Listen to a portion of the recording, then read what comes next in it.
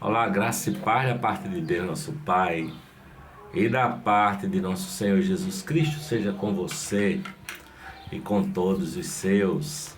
Hoje vamos continuar o Talmidim, o passo a passo de Jesus, os ensinamentos que Ed René Kivite deixou no livro, o Talmidim, tá?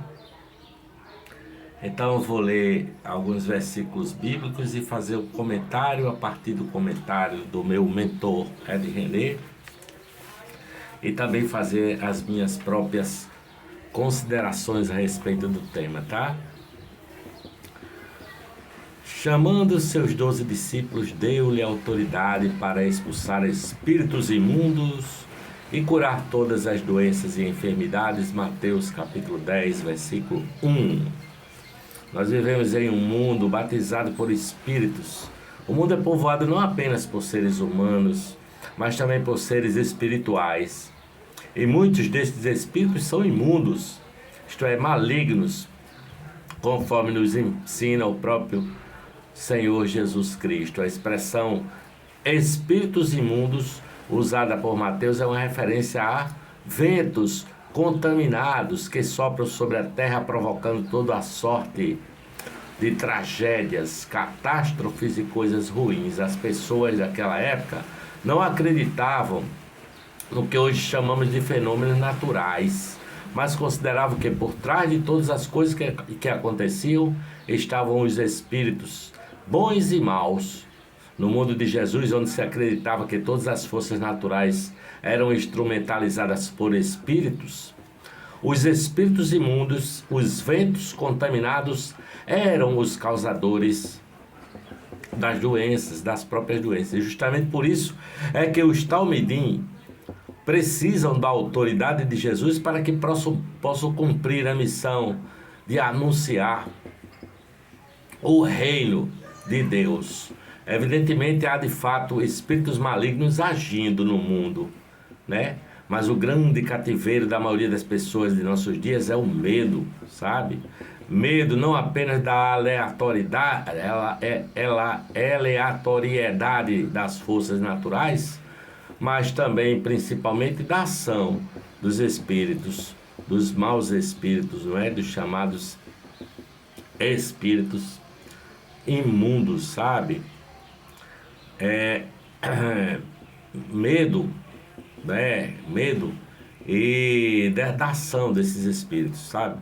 Isso explica porque a sociedade brasileira é cheia de superstições e encantamentos, mandingas e simpatias para prevenir e remediar a ação desses espíritos, desses maus espíritos, né?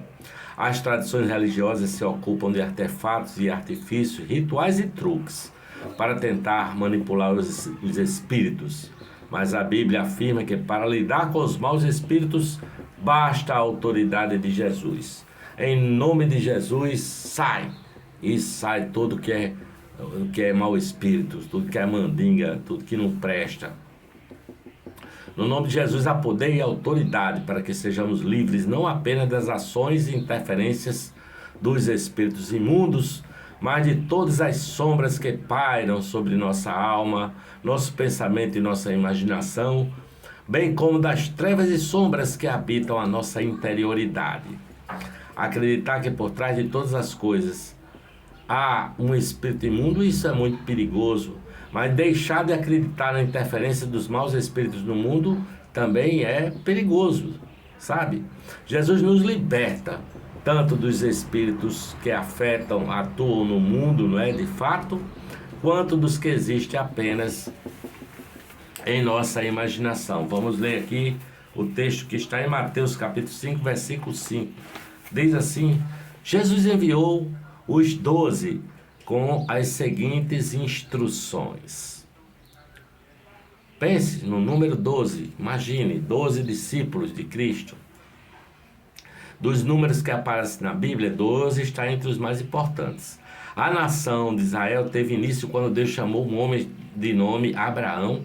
De Abraão nasceu Isaac, de Isaac nasceu Jacó, e de Jacó nasceram 12 filhos, que deram origem às 12 tribos de Israel, o povo escolhido por Deus para trazer o Messias ao mundo, não é?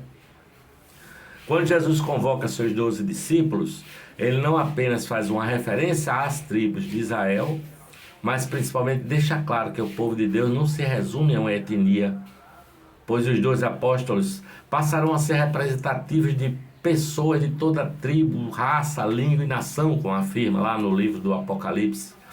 O apóstolo Paulo diz que os verdadeiros filhos de Abraão, o Israel de Deus, não é composto pela linhagem de descendência natural, mas sim pelos que são da fé, entre aspas. Aqueles que identificaram Jesus Cristo de Nazaré como Messias e se comprometeram com ele como Deus encarnado, esses sim são, entre aspas, o povo de Deus. Os 12 primeiros, Talmidim, de Jesus, depois chamado apóstolos, representam a transposição da relação de Deus com uma nação específica para uma nação sem fronteiras. Este é o significado da missão que Jesus delega aos 12 apóstolos: levar o evangelho do reino de Deus a todas as nações, até aos confins da terra. A comunidade de Jesus é universal. Jesus é o Senhor, e não apenas de um povo e de uma cultura, não apenas de uma fração da história ou de parte da humanidade. Jesus governa sobre toda a raça humana, a humanidade toda é uma só família. Deus é o Pai de todos, Ele é o Pai nosso, porque o pão é nosso e nosso é o perdão de Deus, porque a comunidade de Cristo não conhece fronteiras, não é? Vamos ler aqui no Evangelho de Mateus, ainda no capítulo 10, os versículos 5 e 6, diz assim: Jesus enviou seus discípulos com as seguintes instruções: não se dirijam aos gentios, nem entrem em cidade alguma dos samaritanos. Antes, dirijam-se às ovelhas perdidas de Israel. A mensagem de Jesus tem alcance universal, mas ao mesmo tempo tem um locus e uma história bem definidos, né? A revelação de Deus que Jesus nos traz não surge num vácuo, nem na espiritosfera. Deus se revela a partir de um povo, o povo judeu. É por isso que Jesus envia seus discípulos sob a orientação de não se dirigirem, ao menos inicialmente, aos gentios, os não-judeus, conhecidos como gentios, nem mesmo aos samaritanos, que eram judeus misturados, miscigenados, né? A ordem era apenas buscar as ovelhas perdidas de Israel. Jesus deve ser compreendido e interpretado com base em sua identidade étnica. Não é possível entender o cristianismo ignorando suas raízes judaicas. Não é possível ler o Novo Testamento dissociado do Antigo Testamento. A morte de Jesus na cruz, por exemplo, deve ser interpretada à luz de todo o sistema sacrificial da religião de Israel revelado em Levítico. Para compreender Jesus Cristo, a sua pessoa e a sua mensagem, nós precisamos tirar o óculos do helenismo grego, não é? Determinante da maneira ocidental de pensar, e usar as lentes da história e da cultura de Israel, conforme estão registrados lá no Antigo Testamento.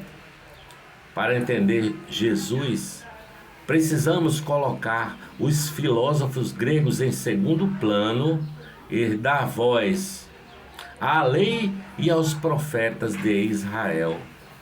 Jesus de Nazaré era judeu, cresceu como judeu, falou como judeu, viveu dentro da cultura judaica e praticou a religião de Israel, o judaísmo, né? É dentro desse locus bastante definido que Jesus irrompe com a sua mensagem de universal, né? A mensagem é que o reino de Deus está próximo, né? O reino de Deus está próximo. O reino de Deus já chegou, né? Eu vou vencer a morte, vai acabar uma nova etapa na história, porque ele morreu, mas ele ressurgiu ao terceiro dia vivo, saiu de dentro da sepultura para poder dizer: cadê o teu poder, ó morte? E acabou o poder da morte, ressuscitando dos mortos, para fazer com que nós, pecadores, tenhamos também a ressurreição pelo seu nome, pela fé no seu nome. Essa é a verdade do Evangelho que eu venho trazer para vocês. Se você não é inscrito no nosso canal, se inscreva, ative o sininho, dê bastante curtidas, comente e compartilhe, para que o bom perfume de Jesus de Nazaré se espalhe pelo planeta. A graça de Deus seja com você. Amém.